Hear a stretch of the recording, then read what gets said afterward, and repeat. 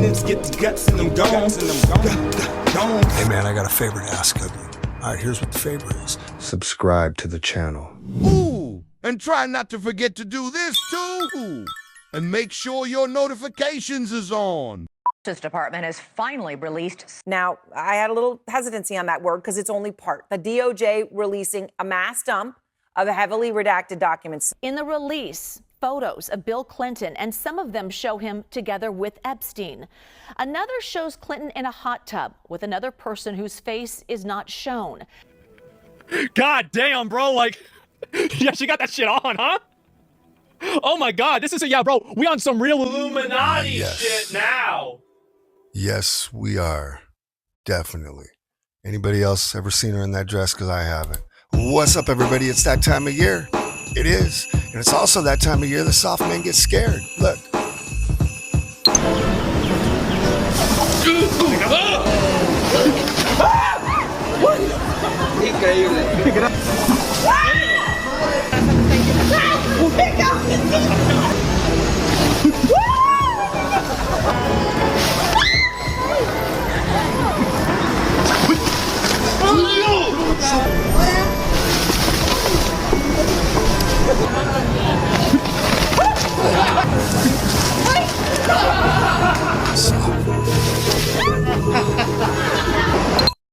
Has to be at least one dude, right, that isn't soft. Found one. We found one. Let's get to the show now. You guys ready? You guys ready for it? Let's go. You are about to watch an opinion-based podcast. This episode is not meant to be facts. It is only the opinion of the host. The host lists all references with links in the box below. Again, this is only the opinion of the host.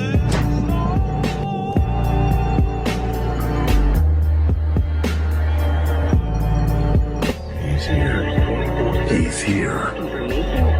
Now broadcasting somewhere in Northern California. In the bowels, right to the belly of the beast. Inside his command post. Somewhere in the brick and steel of a nondescript building. We have made contact with him. Don Rob from Don Rob Flixx. What's up, everybody? Yeah, man. So we're gonna have a lot of new changes over here at the channel. I'm going to make it more of a channel, and I'm going to be, I think I mentioned it in the last episode, but I'm going to start breaking a lot of this up to where, I'll still have a long format, but I'm also going to have reaction videos to music videos, to movies, just different type of things like that. And I'm going to separate it out of here. And then I'll also have individual ones, more based on news. Currently everything's kind of been scattered and all mixed into this, all into one. And, I do want to break it apart because I do believe we all know that not everybody, thinks the same, man. And if anybody's like me, there's times I'm watching something and then something just pops on or the person says something that just, I don't feel like hearing, man.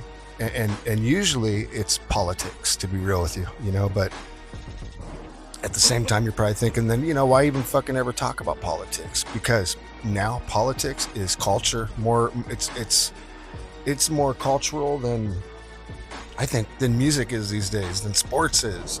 I think it's become a modern day sport. I think it's become all of that. Everything I'm talking about, man. If you're following any of these things that's been happening, with Gen Z and, this whole, groypers and, just, even the other side, where, the younger people, how they are. And it's very cultural. And you cannot say it's not, man. And so to answer your question, or to my own question, that is why I still, I like to be, really involved. And, I like to really watch and pay attention to politics. And I'm involved in the politics, even though, I've missed, some elections where I didn't even vote for a president, I won't tell you which ones. It's nobody's fucking business. And I'm still old school in that way where I think we need to stop telling everybody who we vote for. That's just my personal opinion. That's my take on that. Who gives a shit? It's just my take, right? I'm just me. I'm a nobody, but I can see, from an outsider looking in, there's a civil war right now going on, not just with Republicans, but with Democrats too, man. I don't care what anybody says. I mean, point blank, they're all fucking fighting. But I mean, the Republicans, it's. I mean, with this whole, you got Candace. And truly, Ben Shapiro, fuck you and the midget horse that you rode in on. And I say that on behalf of the world. I know you're going to get applauded by Konstantin Kisin and Andrew Christ is King Clavin and all of the people, the men who have to keep applauding what you do like you're a 4-year-old to make you feel good. The rest of the world can't stand you. You're obnoxious. You have absolutely no values that exist outside of the Talmud. You describe yourself as a Talmudic Jew, and I've learned what's in that Talmud. Now Nicki Minaj, came out as a conservative, President. And you have amazing role models like the assassin J.D. Vance, our vice president. And when I say that,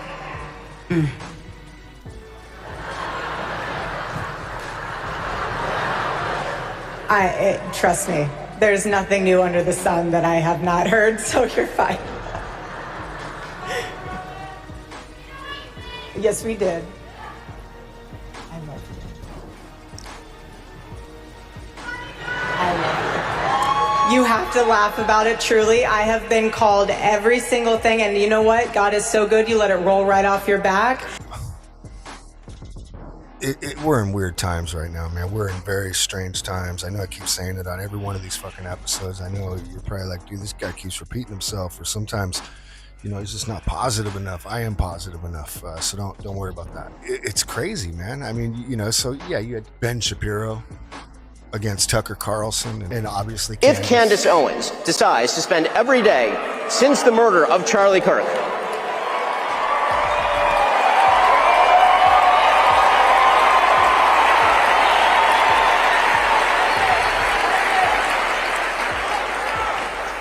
So, if Candace Owens decides to spend every day since the murder of Charlie Kirk casting aspersions at TPUSA and the people who work here, who worked with Charlie every single day, his best friends, to cast aspersions at Mikey McCoy and Andrew Colvin and Blake Neff and Tyler Boyer and yes, at Erica Kirk, and to imply or outright claim complicity in a cover-up over Charlie's murder, to spew absolutely baseless trash implicating everyone from French intelligence to Mossad to members of TPUSA in Charlie's murder or a cover-up in that murder, then we, as people with a microphone, have a moral obligation to call that out by name.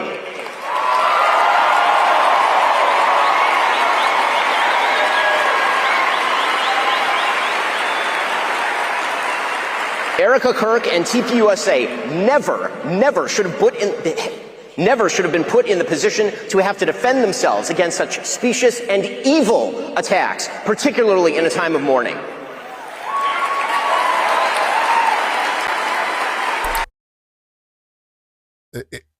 And then, you jump over to the other side and it's not much different. It really isn't. It's not much different, and, plus, you got this whole rise of Nick Fuentes. I mean, dude's only 27 years old. The host, a Hitler apologist, Nazi-loving, anti-American piece of refuse like Nick Fuentes,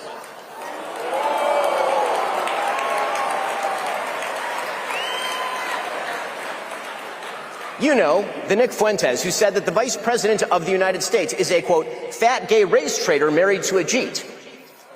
The person who said that Charlie Kirk was a, quote, retarded idiot. The person who said, and pardon my language here, it's his quote, that he, quote, took Turning Point USA and fucked it, and that's why it's filled with groypers. If you have that person on your show and you proceed to glaze him, you ought to own it. So, a few episodes back, I did my little take on Nick, and I'll be real with you, I didn't do a great take on him because I don't really know the guy, man, and sometimes when I do these, just like something we're going to be talking about a little later on here, I learn more about the person when I'm diving into it here for you guys, or for myself, really. It's for all of us, right? But I learn, and then after I do it, and after it gets put out, I keep learning even more, is what I'm noticing. I learn a lot more, and then I'm like, fuck, man, why did I already give my opinion on this person or on this matter over here when, because people do change their minds, you guys. It's normal to change your fucking mind. That's the problem nowadays. I think people are afraid to change their mind. I really do, man, because there's something to say for that. Some people, even if they're feeling what Trump's doing, they're not going to admit it. And it's not just because they don't want to admit it because, it's more internal, man. I mean, that fucks your head up. You feel like, man, I just gave up a decade of my life. And that goes vice versa both ways.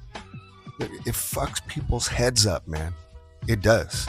That's why I said a minute ago, this is modern day sports these days. I mean, you could even bet on all this shit, man.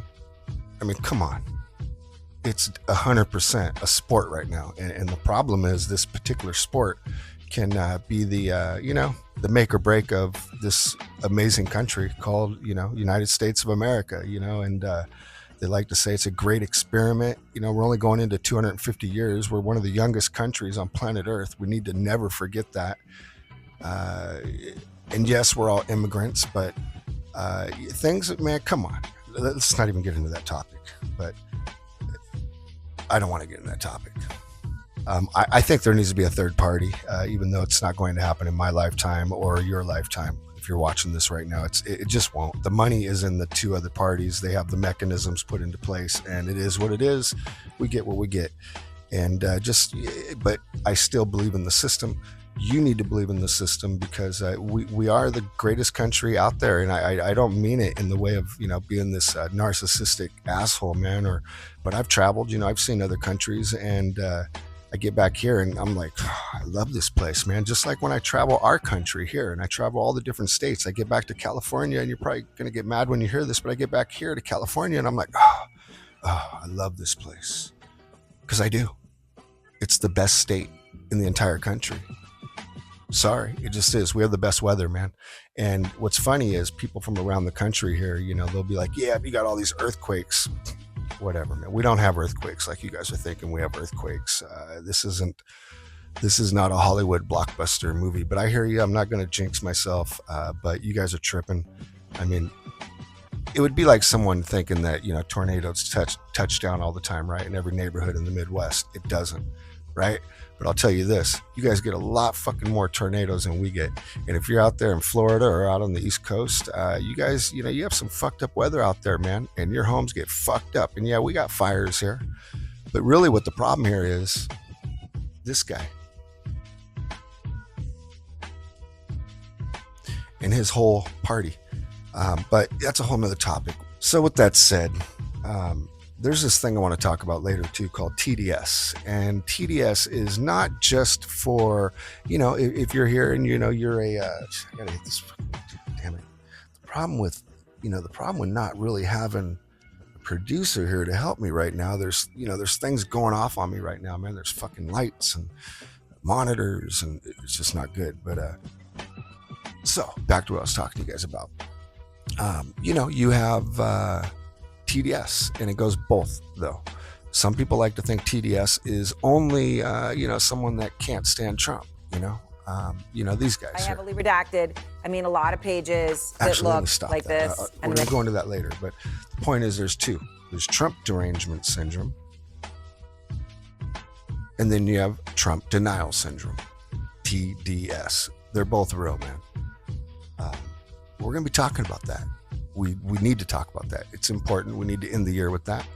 Even though I have another episode, this is not the final episode of the year. It's another, Christmas episode, though, if you want to call it that. It's not really, but yeah, some festive colors on a little bit. And something else I noticed. I'll just tell you. I'll sum it up real quick. I don't need to show you guys. I'll show you a quick clip after. But I think President Trump is starting to lose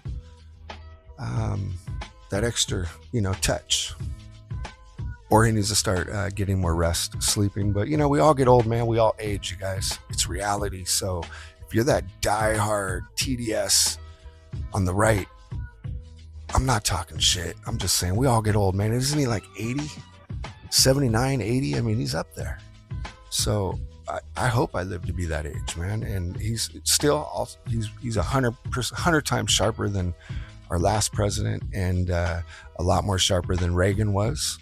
Definitely on Reagan's final couple years. I mean, Nancy Reagan, they say she ran the office. He started losing it. And that's a whole nother podcast to talk about that. And But you need to learn history, basically, everybody. We all must learn history. It's mandatory to learn history, all right? It's very important. And then, of course, I want to get into the amazing, great, beautiful drop of the Epstein files. We definitely need to touch on that, man, because it's also pretty fucking interesting. But before we get into the new drop of the Epstein files and some of the photos that are there, and you guys have already seen them, I mean, we'll just flash them real quick. You know, Clinton again. Clinton with Epstein's girl naked in the pool. So, you know, we already know that, you know, dude's woman and him are swingers. So, you know, he's been boning down with her, obviously. And I have a whole theory about this, you guys. And I've been telling anyone that knows me close knows what my theory is on this. But we'll go into that theory a little bit later, more towards the end, because right now I want to talk about this dude right here. Look at this motherfucker. Look at this guy. Look at this guy. I mean, what am I doing? Let me go in here, you know, and get what I need. I'm just walking up into this store right now, you know, and do my thing. Yeah, I'm just going to walk up in here. Yeah. Going out. Oh, just a normal day, you know. Normal person, right? Oh, I forgot something. Let me go back in there. What did I forget? I must have forgot something. Let me go there. Had to. I'm a little forgetful. I've done some things today. Why is this guy walking by me? What the fuck, man? I'm extra paranoid today. What's going on, man? All right, I got it. Yep, I got my Gatorade or whatever it is. Yeah, time to go. Yeah, I'm walking out. Yeah, I got it. It's been a good night, you know. It's been an interesting night. Just a normal everyday night. You know, just looks like a normal person, right? Gets in the car, takes off. Oh, I'm out of here. Yep. That right there, you guys, was a cold-blooded killer. Just hours right before that, taking out his parents. Yeah. That's what you just saw. The first time I ever seen this guy was right here. I mean, his first time ever meeting Archie Bunker. That's when I saw him. And it was during reruns, you know, because I was too young, you know, and everyone on the other side of the tube, you know. First time we all saw this dude. Meathead. Michael, this is my mother, Mrs. Bunker. Hi. Or Michael, I guess. Who would have thought this hippie dude would have been taken out by his future son? Is Nick guilty of these crimes? Can you tell us what his mental state is right now? Now at 8, the son of famed director Rob Reiner charged with 2 counts of first-degree murder for allegedly stabbing his parents to death in their Brentwood home. Good evening, everybody. You're watching LA Live News Tonight. I'm Marla Tejas. Thanks for joining us. I'm Susan Hirasuna. It's a double murder that's rocked Hollywood. Rob Reiner's troubled son was not in court today. Tonight, he's at Men's Central Jail on suicide watch. The DA has charged him with 2 counts of first-degree murder with special circumstance allegations. That's crazy, man. Let's take a look at some, you know, of his father's work. What helped shape, you know, American culture in the 80s. I mean, actually in the 70s too, the 80s, 90s, 2000s. And lately, these boomers here, you know, matter of fact, I talked about these like on episode 21 or 22, how he inspired him, Meathead did. I'm not sure if you guys watch, you know, my episodes or not, but the old people right now coming out of these nursing homes are Meathead. If you remember his character, Meathead. There you go again. Just because something looks a little bit different to you, you have to put a label. Can't show you much of it, or we'll get a strike. We'll get a little copyright strike. But you know, Meathead, you know, he was a hippie, and so that's what we're dealing with right now. Most of these old people are all the hippies from those days, and when they're coming out of these nursing homes, it's because a lot of them didn't have any kids, or if they did have kids, their kids don't like them enough to take care of them, so they leave them here in the nursing homes. I mean, I was right. As much as I didn't like his politics, though, you guys, what happened is wrong. It's sad. But I have a lot of questions. But before we go into those fucking questions that I have, let's take a look at Meathead's work first. Let's do that. You guys okay with that? Your star, Carl Reiner, certainly has risen high. You've won 2 television Emmys, you've been featured in 2 movies, you've written a novel, Enter Laughing, which is now being adapted as a Broadway play. Sharing all this success with you since December 24th, 1943, has been your wife, Estelle. And here is Mrs. Carl Reiner and your two children, Robbie and Ann, who were in on the whole deal. That's my wife. Wouldn't it be funny if I said this wasn't my wife? Robbie, how about this daddy yours? Some birthday, huh, Dad? How did they keep it a secret? This is blabbermouth. Well, you won't have to pick up the Chinese food on your way home from the show That's right. The first night I don't pick up Chinese food, I was wondering why they're all dressed up. Well, Carl, instead of chow mein and noodles at home, there'll be a birthday party for you after the show at the Hollywood Roosevelt Hotel, where incidentally all your family and friends have been staying. Not these kids, they've been home with you.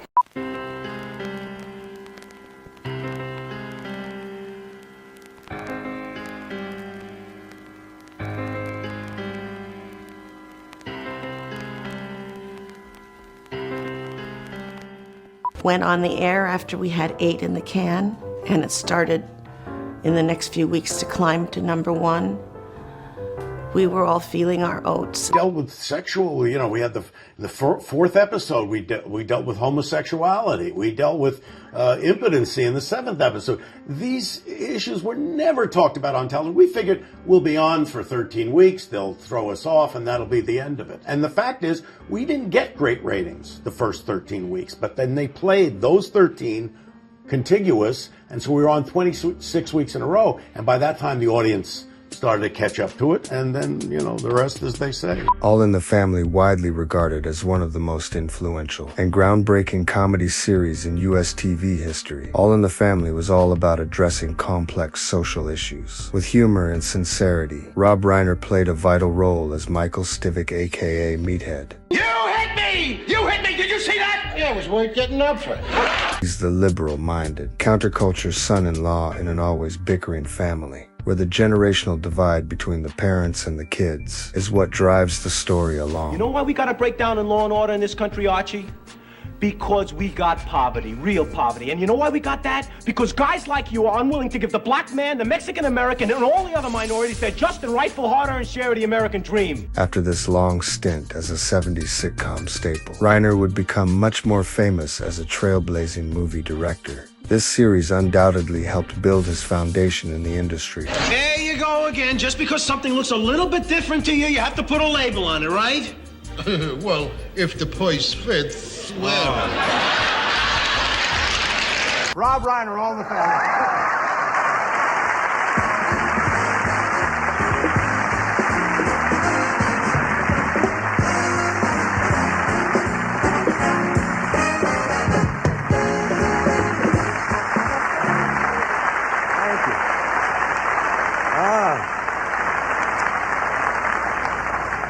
Talk about parental approval.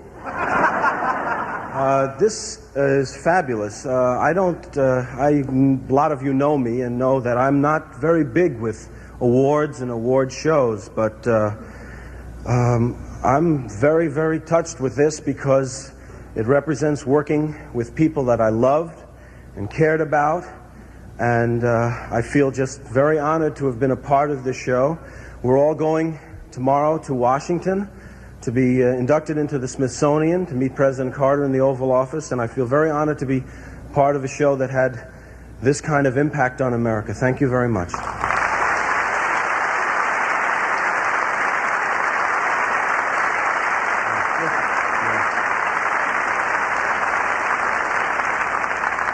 This is for your mother. Oh, thank you. The winners of the Best Supporting Actor and Actress category Emmy in Comedy are Rob Reiner for All in the Family, and Cloris Leachman for Lars Affair, Mary Tyler Moore Show. Accepting the award for Rob Reiner is his father, Carl Reiner.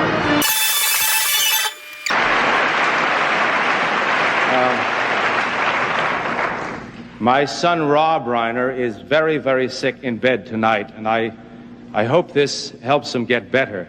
It's not going to hurt. I didn't check with him and ask him what he wanted me to say, so I'll say what I want to. As long as I dressed up, he probably would have thanked the people who've worked with him, who you've heard thanked many, many times before. You all know who they are. It's getting boring already, so I will not mention. But I would like to say to Rob and to the rest of the family, as a matter of fact, there's a question that was asked maybe 100,000 times to his mother and myself, how do we feel having a son like Rob doing this part? And his mother Estelle, myself, my daughter Anne, and my little son Lucas are very, very, very proud of you, Rob. Well, what I think about him, they'll say, that's because you're his father.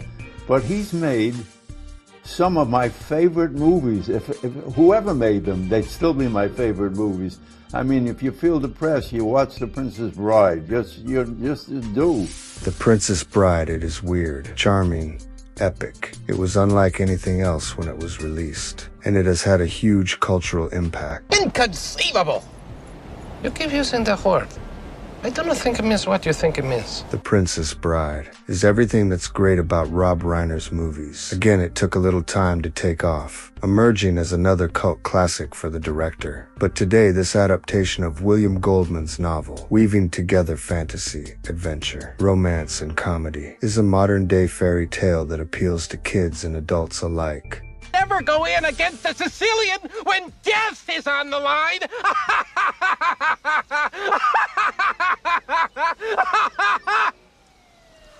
The film's memorable characters, quotable lines, and immersive settings mean that audiences happily return to it again and again. It has to be the crown jewel in Reiner's directorial career, although as we've seen there were many, many glittering triumphs.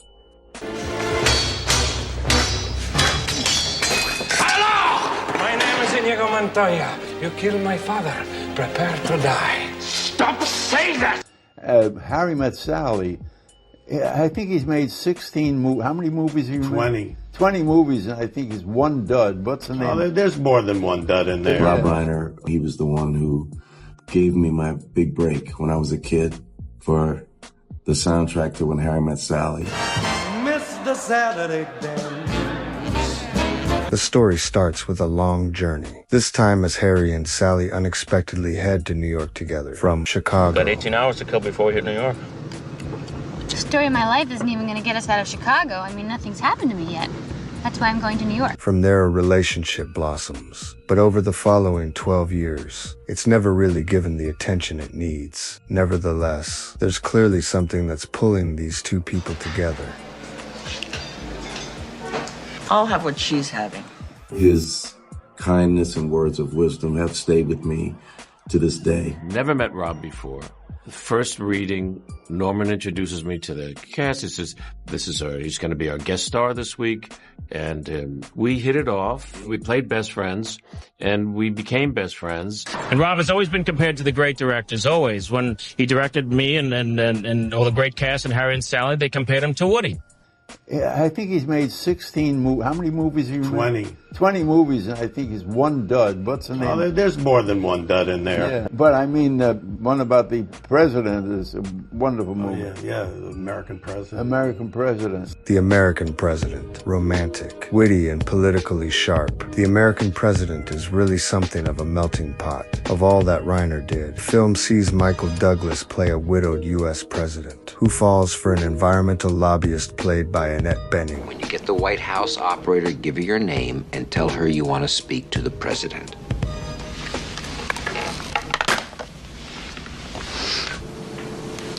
Oh my God.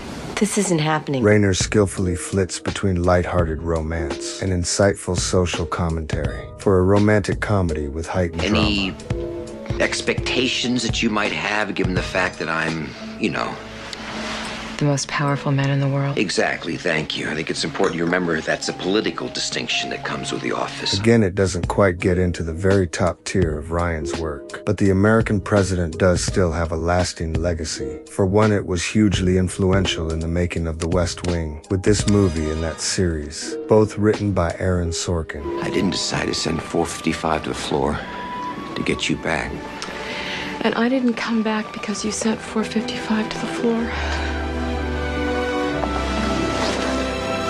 The amount of serious work he's done with a sense of humor that he has is an amalgam that rarely is put into one person. But I think that is a combination of you and Mom because, The third movie I made was Stand By Me. Rob was like a father to me. I worked with him when I was 11. Oh man, you guys are not gonna believe this. Everything I have is because of Rob Reiner. When he began working closely with children, they compared him to Woody. But what I respect most about Rob is his deep, almost suspicious love for kids, and he freely gives them his time, his money, whatever it takes to get them into the van. But Stand By Me, based on the early 1980s Stephen King novel The Body. This is a movie that again bristles throughout with mounting, crunching restlessness. Stand By Me is another deeply emotional journey. You guys want to go see a dead body? Reiner guides his four main characters, young boys, as they form a unique and deep-rooted bond. They embark on a self-assigned mission to find the dead body of another local boy who had gone missing. It's a tale that charts their loss of innocence, as Reiner's direction meticulously builds the simmering atmosphere of 1950s small-town America.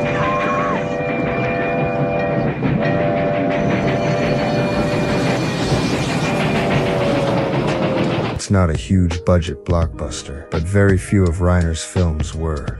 Instead, he relied on subtlety and universal themes of hope, fear, and friendship. I'm never gonna get out of this town, am I, Corey?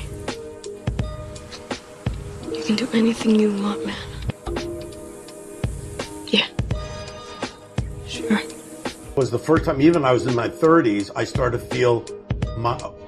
to come into my own in a weird way, because the first one was Spinal Tap, which was a satire, and Dad was, he trafficked in satire. I mean, that's what Show of Shows was. This is Spinal Tap. Some directors, for their first movie, might instinctively play it safe. But Rob Reiner, with his directorial debut, rolled the dice, turned it up to 11, and landed with one of the strangest, most experimental and funniest movies of the time. Well, dozens of people spontaneously combust each year.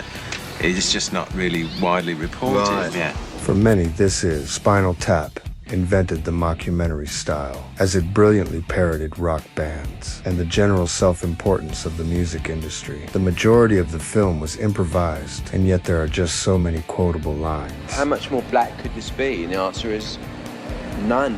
None more black. I think you're rationalising this whole thing into something that you did on purpose.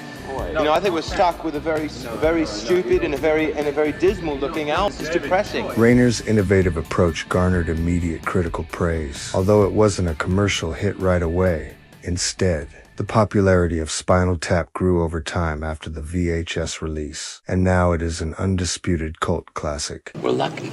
Yeah, I mean, people should be envying us, I envy us. Yeah, I do. Me too.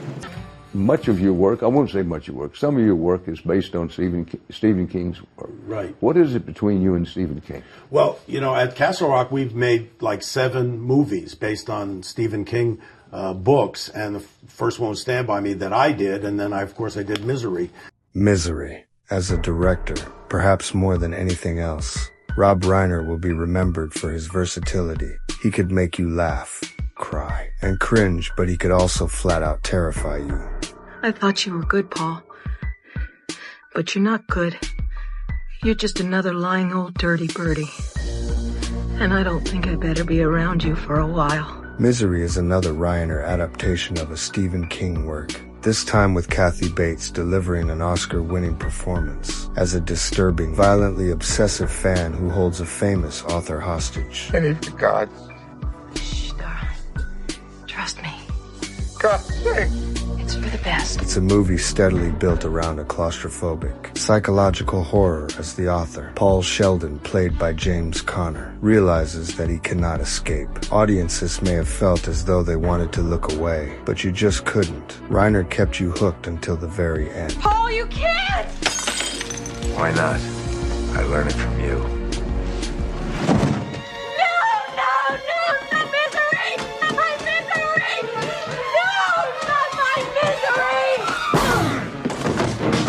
Rob changed the course of my life. And if he hadn't, I wouldn't be sitting here in front of you now. When I look back over the last 35 years since we made Misery, I realized that if I hadn't done Misery, It would be like George Bailey going back and seeing what his life would have been like if he had never been there. When he did Misery, they compared it to Brian De Palma and Alfred Hitchcock. You know, the essence of Misery is a guy who has written a certain kind of book and always wants to be thought of in a different way to write something else. If you look at Stephen King's stories, the stories are amazing, but if you look beyond the supernatural and the horrific parts of the movie, the characters are amazing. Rob has become a major, wonderful political activist, which is a code name for unemployed movie director. He's now Mr. Inside Politics. You see him all over doing great things. He calls it President Bill. Well, I appreciate the compliment. But now, I don't want to be morbid here, but the end comes to all of us sooner or later. I hope it'll be a long time for each of the three of us. When it's over, what would you like most for people to say about you and your life after you're gone? He treated people fairly. He was just part of the mass of humanity, and he lived his life without feeling guilt because he didn't do anything that would give him guilt. And that's about it. Well, that's pretty good, I'd say. Yeah. Rob, how about yourself? You know, for me, it's like, you know, I hope I didn't take up space. That I hope that I, you know, was able to contribute something. I mean, the greatest pleasure I get is twofold, you know. One is people come up to you and say, "You're giving me so much pleasure," you know, with the films or whatever. Just interviewed him. Oh, God. Did you just interview him? Yeah, just Really? did him on for the sequel to Spinal Tap. We had a great interview because I'm obsessed with Spinal Tap. I just sat there screaming Spinal Tap lines to him. Yeah, He was like, really? "Oh, it's enough already." Right? Yeah. Oh, God. What a great guy. He was, incredible. It's so sad. Everyone loves Cleo. Everyone here at the show, we are devastated by this. It's just not fair. We're all very sad at the Tonight Show to hear about the passing of our friend and entertainment legend, Rob Reiner, and his wife, Michelle Reiner. As questions mount surrounding Rob and Michelle's murder, his inner circle of comedy legends are left gutted. Larry, what happened with that lunch? Curb Your Enthusiasm's Larry David was reportedly spotted outside the home, separate from Billy, who told E.T. about the moment he first met Rob back in 1976 on the set of All in the Family. Rob was my oldest friend. It's that simple. He's the person that I've known the longest. Met him when I was 14 years old. So I'm still in that not believing it stage. I know it happened, but you know, I'm driving around and all of a sudden I actually 2 days ago I called his number. The killing of Rob Reiner and his wife Michelle in their family home has shocked people around the world. But for a moment, I just want you to see Rob Reiner as he was in life. In September, I sat down with him as he was out promoting a sequel to his groundbreaking mockumentary, This Is Spinal Tap. What he didn't know when he sat down with me is that in 1984, when the film came out, I went to see it in theaters, and I have seen it dozens of times since then. I'm a huge Spinal Tap fan, and that's what I talked to Rob about. Tremendous loss of Rob and Michelle Reiner. Yes. Patty, you worked with Rob on the series Hollywood in 2020, and Mandy, you and Rob go way back when he directed. Here's a crazy one. Here's a line that Nigel says, "No one knows who they were or what they were doing." Okay, so if you go to Stonehenge, there's an educational center, and they have quotes up there. Philosophers, poets, scientists, and up there it says, "No one knows who they were or what they were doing." Nigel Tufnell, rock musician. It's right up there. It's amazing. It's so nice to see Rob Reiner smiling and laughing and having a good time. And that's how I want to remember him. Not how his life ended, but how he lived his life. This has been a strange year. It's been a hard year. We've had some lows. We've had some highs. I mean, is it me or does that dude cry all the time, man? Look. Highs for me, maybe more than any year of my life. But on behalf of all of us, I'm crying already. I'm sorry. We'd be talking about For my intention to make light of the murder of a young man. I try not to get emotional, but it was a scary story. Cousins, my sister, my brother, and I'd like to tell you about him, if you don't mind. Go ahead. We're cherish happy to your hear you, dude. friends.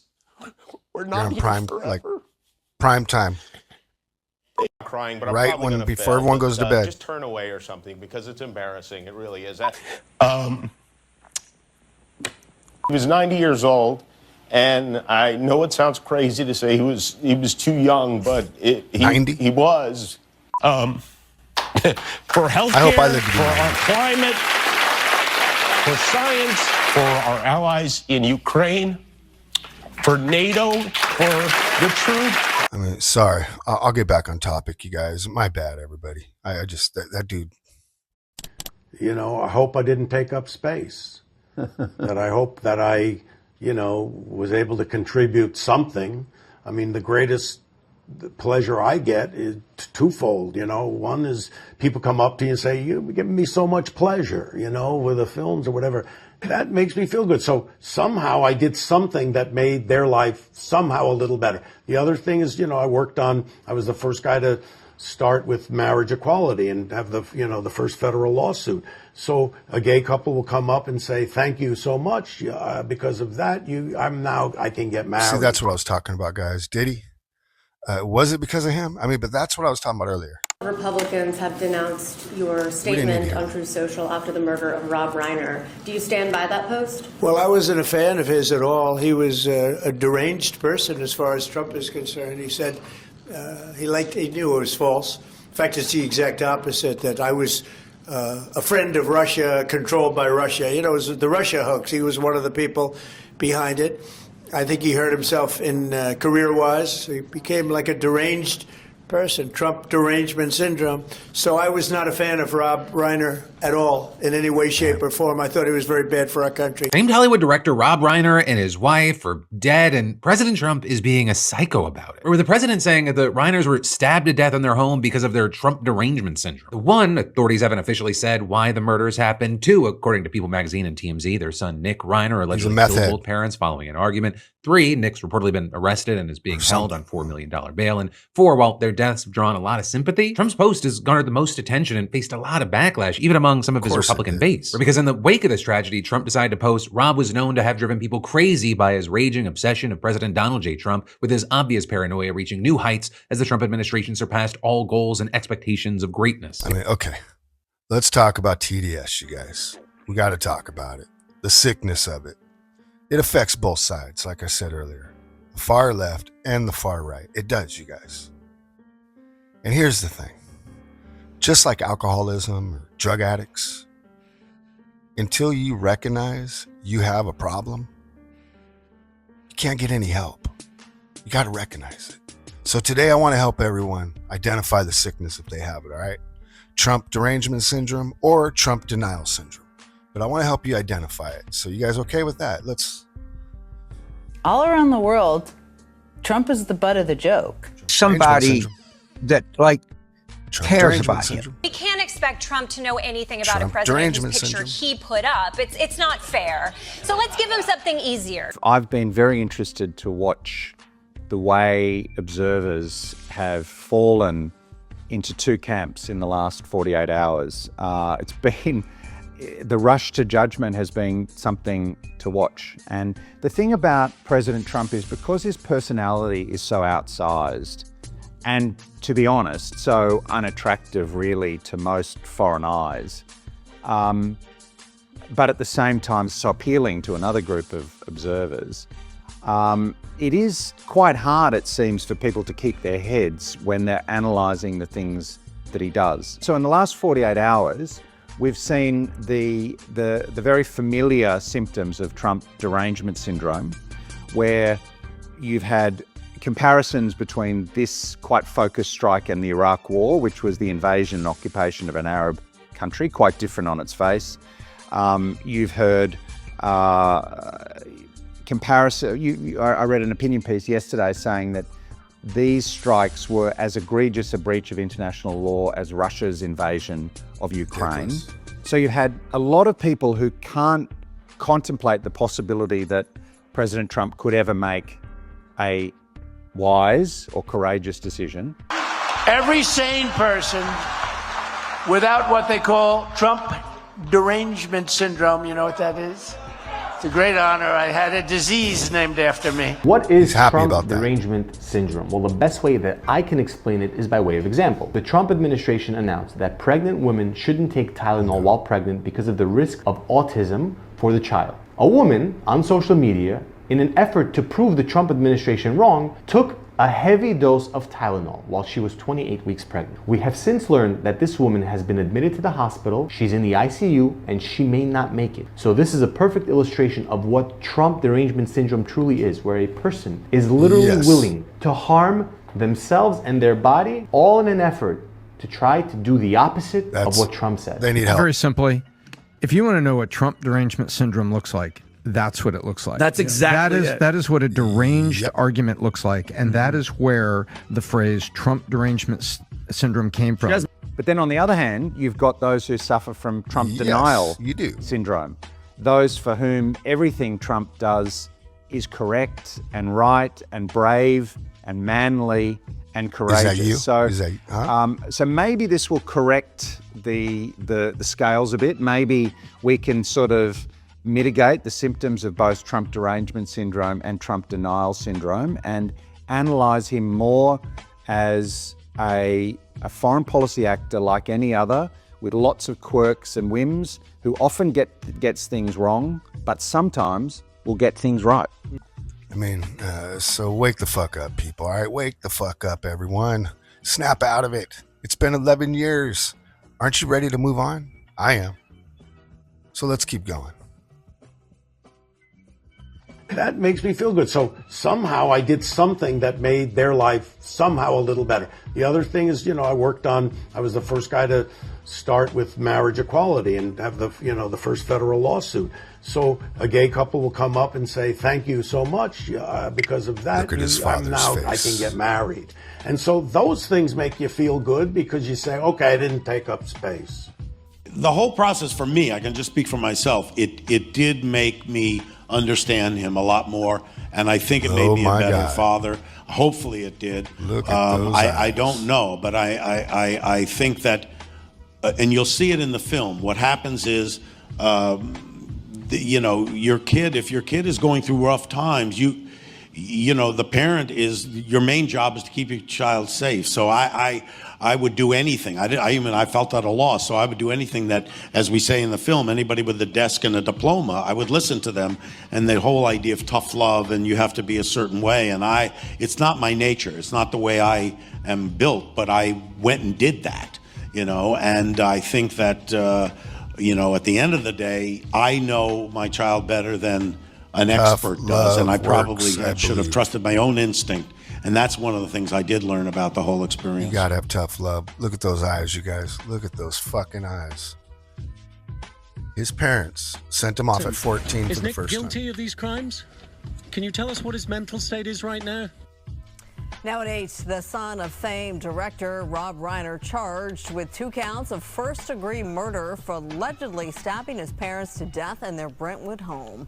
Good evening, everybody. You're watching LA I know, Live it's a News repeat Tonight. of I'm earlier. Marla Tejas. Thanks for joining us. I'm There's a Susan reason. Harasuna. It's a double murder that's rocked Hollywood. Rob Reiner's troubled son was not in court today. Tonight, he's at Men's Central Jail on suicide watch. The DA has charged him with 2 counts of first-degree murder with special circumstance allegations.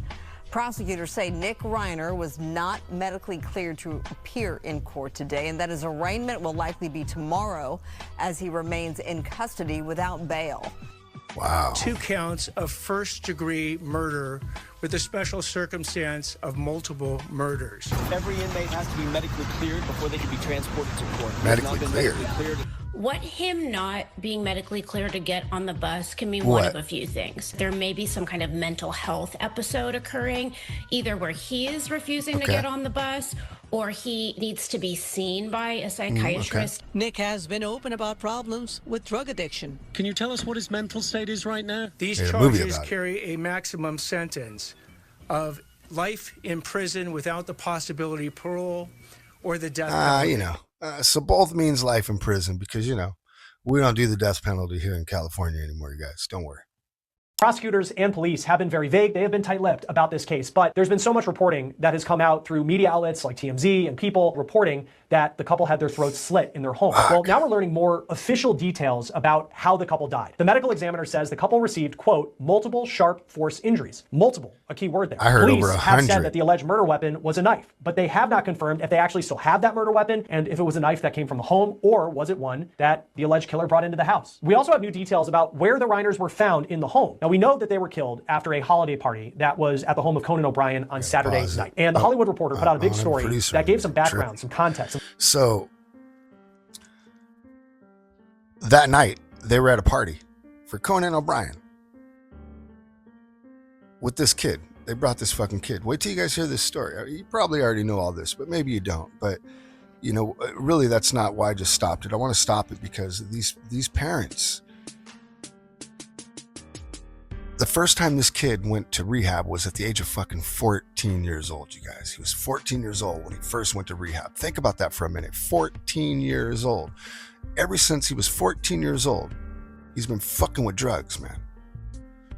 I'm sure some of you watching, you were too. Maybe you had the same problem. I don't know. But it's not normal. It's not healthy. It's not good. And I don't know what the fucking answer is, man, other than... I already raised a kid, man, and thank God, man, my kid didn't have these kind of problems. But here's the thing: I have a lot of nephews and nieces too, and I have 7 brothers and sisters, and everybody has kids in my family, right? We're all old as fuck now, man, with all of our own kids, and let me knock on some wood. So everyone can hear that I knocked on wood.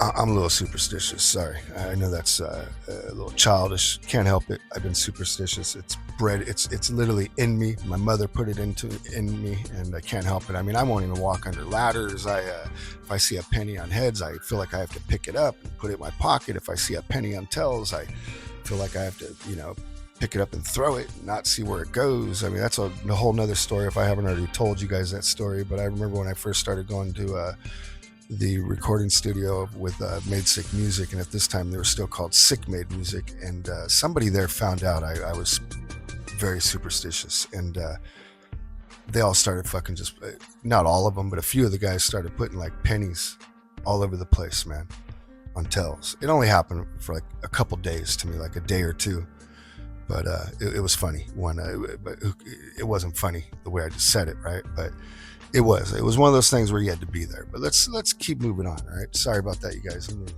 AI it for you. Specifics about what allegedly happened during this party that led to an incredibly loud argument, very public argument at this party between Nick and his dad, Rob. Now, we do know that Nick struggled with addiction since he was a teenager. He told people in 2016 that he first went to rehab when he was just 15 years old, and he had to go back to rehab more than a dozen times. He also said that he spent time homeless as he struggled with addiction in Maine and New Jersey and Texas. And there's also reporting that Nick's parents were growing more concerned with his state of mind recently. The Hollywood Reporter... So, spent time homeless.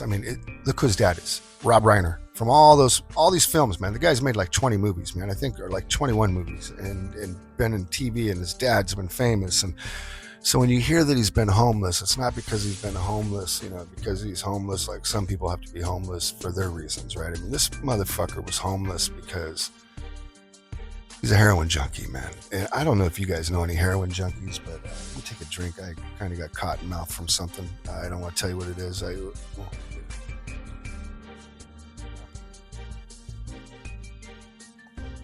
But, he chose to be homeless in all these different states and roam around. And there's stories. I heard it in his own voice, man, where he would go to rehab and then, check himself out of rehab, just so he can go relapse again, knowing that that's why he wanted to check himself out, was to go relapse. And his parents just kept putting him back in. I think that's my opinion. This is just an opinion. Nobody sue me. I don't know. All these things are facts. It's my opinion. Reiner family, this is my opinion. Don't come after me. But I feel really bad for the rest of the family. I do. So, definitely don't come after me because your brother is sick in the fucking head, man. But I do have questions, but let's keep going. article that talks about the Conan O'Brien holiday party says that Nick actually wasn't on the invite list, but his parents, they were, and they asked Conan if it would be okay for their son to tag along, and Conan reportedly said yes. It does appear, though, that things got awkward and disturbing very quickly at this party. Nick was reportedly described as being erratic and is said to have wandered around this party where there are a lot of celebrities, and he was interrupting conversations. The Hollywood Reporter said that Nick demanded to know which partygoers were famous. Now, the article also goes on to say that Nick was reportedly acting so odd that some people at this party who didn't know who he was, they were wondering if this was a person who wandered in off the street. Here's the part of the story, though, that really stood out to me, because one of the people who... Listen, guys. When you're around celebrities, look, I'm not trying to act like I know all these famous people, but I've been around, some pretty big celebrities, and some big, some not so big, but very big on the underground, and some even, in some mainstream motherfuckers that are big. And I never even took pictures with these motherfuckers. You just, I don't know, you feel like you're not supposed to do that, man. And to be honest with you, I was like in like this work mode type of attitude to where I didn't even really care who they were. But I look back at things like that now, and I see things like this, and I can just imagine, this Rob Reiner guy, since before I was born, motherfucker's been famous, and his dad famous as fuck, and he got this fucking drug addict fucking kid, this fucking meth head, heroin junkie kid, probably does methadone, pops his pills, who knows what this motherfucker does. Definitely just doesn't smoke weed, but I just keep thinking of that photo, of his eyes, just bugging out, right? That's all I think about every time I see this motherfucker right here. But let's keep going. I don't even know why I was just rambling. Sorry about that, guys. I'll keep going. Nick allegedly asked if they were famous was actor, comedian, former SNL star Bill Hader. The reporter writes, quote, Hader calmly responded to Nick that he was engaged in a private conversation. This is according to someone with knowledge of the situation. Nick glared at him for what felt like an uncomfortable amount of time, end quote. That really paints a picture of just how Nick seemed to have been acting in the hours surrounding the time that police now say he killed his parents. And that loud argument that made headlines, fucking weirdo. That was allegedly because Rob was confronting Nick about just how rude and bizarre he was acting at this party. Police and prosecutors have yet to officially give a time of when the Reiners were killed, but it obviously happened after this party. Look, here's the thing. Yeah, but dude, your fucking kid is old as fuck now. He's been a drug addict for since he was 14. What isn't he, like 30 something? Or they've already made a movie together a while back, man. You cannot, I don't even want to get into it, but I have so many questions about this one, you guys. I don't know if he's just a drug addict or if, what it is. I don't even want to plant seeds in your ears right now. At the very end, I will. But I'm telling you, something's a little bit strange here. Don't you guys think something's a little strange here? Or is it just me? Am I tripping? I heard he stabbed his parents like 100 times or something like that, and Reiner's throat, I don't know. Let me keep going. Perhaps it happened before 4 o'clock in the morning, because that is when media outlets are reporting that Nick checked into a hotel in Santa Monica, which is about 4.5 miles from his parents' house in the Brentwood neighborhood of Los Angeles. He reportedly checked into this hotel with a credit card. And then what staff found the next day is incredibly disturbing. Staff, when they went into the room to clean up the next day, they say they found blood all over the room in this hotel. The bed sheets also were covering the windows. So just an incredibly disturbing scene. Now, again, he checked into this hotel around 4 o'clock in the morning on Sunday. Man. His parents were not found until 3:30 in the afternoon that day. According to KTLA, the couple was found dead in their bed. They had been stabbed multiple times. A massage therapist reportedly couldn't get in touch with the Reiners, so it was their daughter, Romy, who reportedly lived across the street, according to people who went into the house and discovered what had happened. She apparently only saw her dad, Rob. And this part is just incredibly, incredibly sad, and you can't imagine what it would be like, because it's being reported she didn't know that her mom was also dead, and first responders had to tell her that news later. Now, when the bodies were discovered, Nick was nowhere to be found, and Romy apparently was aware of the issues with her brother, and according to TMZ, she suggested that her brother was dangerous, and he may have something to do with what had happened to her parents. Let me pause it for a second. Take a look at this. Look. Not just did the sister know. Everybody knew. I heard Billy Crystal knew. I heard Michael Douglas knew. I heard all of his famous fucking friends that have been in all of his movies all knew his fucking kid was a little crazy in the head, man. But again, I still have questions. I'll get into why I got questions, you guys. But I got some serious questions. But let's go ahead and I guess keep going. Very important surveillance video that has come to light because this is Nick Reiner hours later at a gas station near the campus of the University of Southern California. This is Sunday evening around a spot called Exposition Park, roughly 15 miles from his parents' home. This was shortly before he was arrested by the LAPD around 9:30 Pacific Sunday night. NBC Los Angeles was the first outlet to get this video, and you can see Reiner's wearing a jacket and a hat. He has a red backpack. He appears to buy a Gatorade, and he walks across the street, and that is when you see the lights and the sirens and the LAPD pulling up and putting him under arrest. It's unclear what Nick's defense may look like going forward, especially if this case makes it to trial. But at the center of this case will be issues that he had in his life. Nick has been open about his battles with addiction. He wrote a movie called Being Charlie. It was actually directed by his dad. It was released between 2015 and 2016. The film was about someone who had struggled with heroin and homelessness. It was loosely based on Nick's life. One thing I noticed is, this film is not a Hollywood legendary movie like the ones that his dad directed. It only has a rating of 6.2 on IMDb. So not just the sister. It also doesn't appear that Nick really did much in the film industry after this movie. They made a movie about it. Who had directed some of the most prolific films in history. Well, you look at this and you kind of speculate that him taking on this film was really more of an effort to bond with his son. Your kids. Number one, I didn't grow up with a dad. I wish I did. And if I did grow up with a dad, I wish my fucking dad made a movie for me and directed it for me and probably financed the whole fucking thing and put it in theaters. And man, this guy spoiled the fuck out of his kid. But again, I got questions. I'm sure you guys got questions too, right? I don't know. Or maybe you don't. Maybe you don't even give a shit about this. Maybe you don't give a fuck. But Rob Reiner, come on, man. Misery, Stand By Me. I already showed you guys earlier. Think of all the movies this guy did. Let's keep going. If your kid is going through rough times, the parent your main job is to keep your child safe. It is your job to keep your kids safe, but it's also your job not to fucking play into their bullshit. You don't overspoil your kid, man. There's people, trust me, you guys, everyone here knows what I'm talking about, but you could tell what kind of, something tells me either overspoiled plus not around. Just my opinion. But I have a lot of questions. Let's keep going.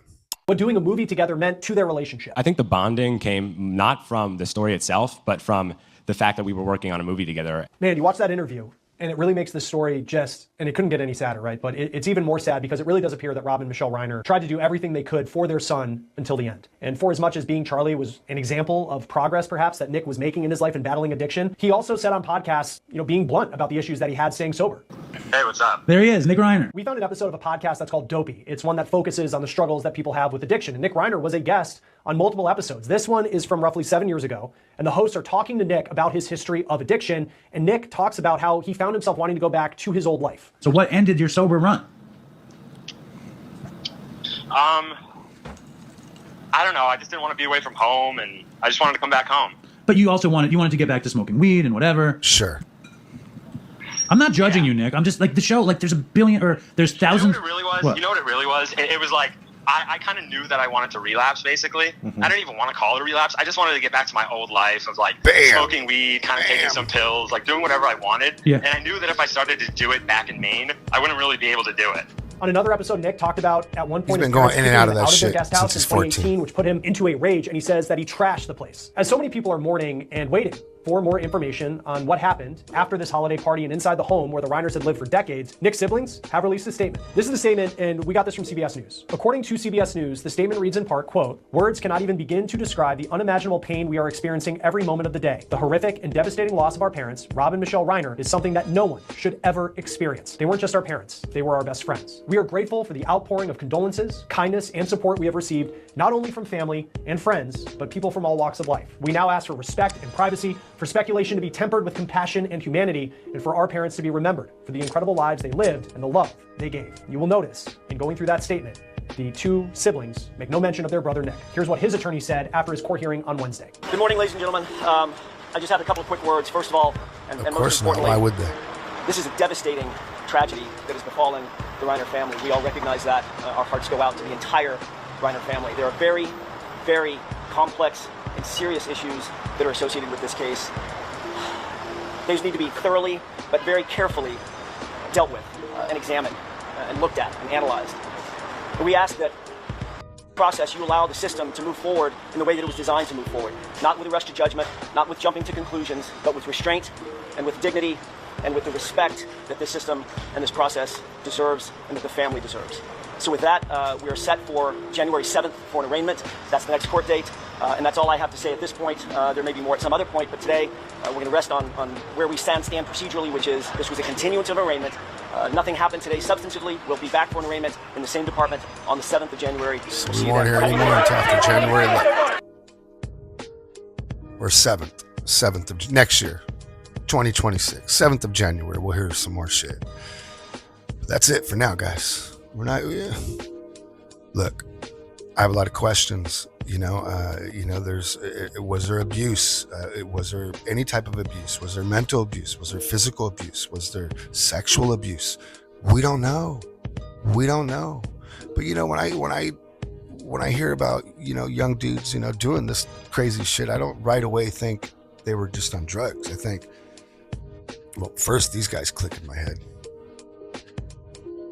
and just personal experience, and it just. Not with me, but very close personal experience. And we all know people that have been, raped and molested and how secretive it is. And not only that, Billy Crystal's jokes, let's go back to those. There's a reason they were clipped in earlier for you guys. But look, why, And Rob has always been compared to the great directors, always. When he directed me and all the great cast in Harry and Sally, they compared him to Woody. When he did Misery, they compared it to Brian De Palma and Alfred Hitchcock. And when he began working closely with children, they compared him to Woody. But what I respect most about Rob is his deep, almost suspicious love for kids. Look at his face too when he hears it. How he sweats. He freely gives them his time, his money, whatever it takes to get them into the van. But revenge through his work for kids. Rob has become a major, wonderful political activist, which is a code name for unemployed movie director. He's now Mr. Inside Politics. You see him all over doing great things. He calls the President Bill, he calls the Vice President Al, and he calls Domino's 5 times a week because food is a very important thing to my friend. About, whenever his wife Michelle was pregnant, which is 3 times, like Rob would eat for 2. Gate, right? And of all the meals he has, and it's hard to tell when one stops and the next one begins, because the most important meal to Rob Reiner is dinner. Because this man always I'm not into had a dinner. conspiracies and shit, man. I just find little words and things weird. And you go back to that interview with his son. With him sitting there when dude said that right here. Look at his son's face, the way. That's not just being on drugs. To me, there's something going on there. It's just my opinion. I don't know. I could be wrong. Don't hold me to it. Don't try to fucking sue me. Reiner family, because I'm on your team. I am. I loved your dad's movies. Not all of them. I don't think everybody likes every director's movies, but there's so much I didn't know about this man. I just started learning really about Rob Reiner because, honestly, he was before my time. I've never really been into his films all that much. All the, the Misery and Stand By Me. I can't even name off all of his movies off the top of my head, you guys. I had to dive into this to, talk about some of this. So I just, I feel bad, but who knows what could have happened there. So we're all going to see. The next court date is on January 7th. It's that fucking simple. It's that basic. And it's out of everybody's control. And, what a way to end the year for that family, right? What a way to end the year. The daughter lives right across the street and this shit happens. Man. Imagine what's going on in her head, right? She's like, fuck, I live right across the street, in the other mansion. That's a half block away in normal people's life, but yeah, and she didn't hear anything, even though some neighbors heard something.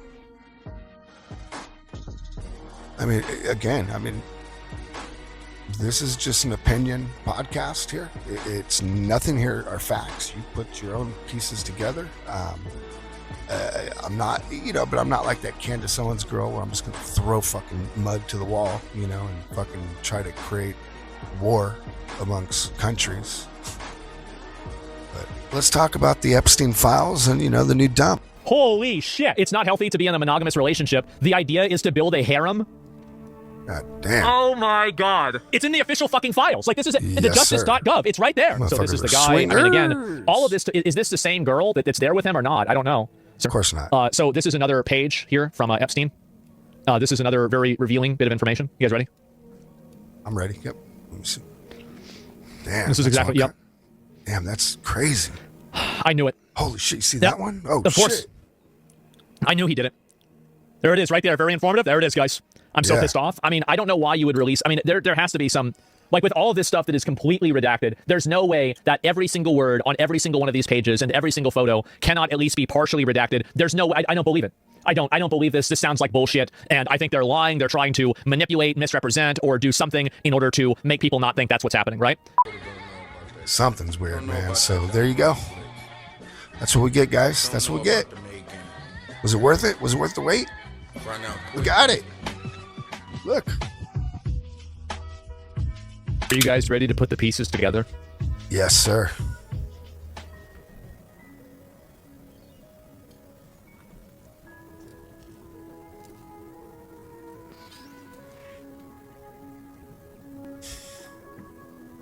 No fucking way. Yes, way. I do not even know what to say. Why? Oh my God. Well, I can say that too, but why? Is anyone really surprised? Are you? Are you guys surprised? I know I'm not. So you know what? Merry Christmas, you guys. I'll see you next week.